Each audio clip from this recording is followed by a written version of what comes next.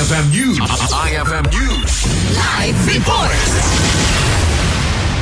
Kinarit ni dating Ilocos Sur Governor Chavit Singson, Dagiti Agplanplano ang Mangipila ti Kaso kontra Kinkwana, ang Mangipila da ti petisyon no kayat da may sardeng ti dredging operation.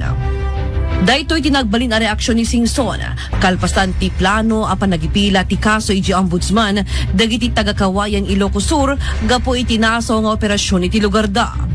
Kuna ni Singson, nga awan ti parikot no isardeng dati dredging operation, ngem kunana, asaan danton a basol no malayos ti ili.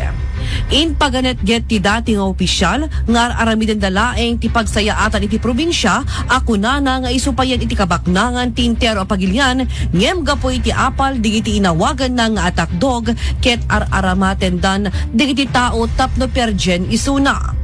Inayon na pay nga awan ti kinapudno digiti may bagbaga nga adu ti pagbiyagan digiti agin indeg tinadadael gapu tinaso nga operasyon.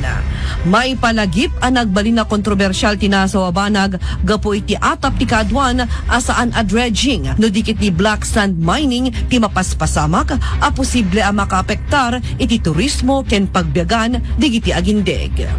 Damag Regional para iti IFM News. Shot ni Idol Tony G. Tatak RMN. IFM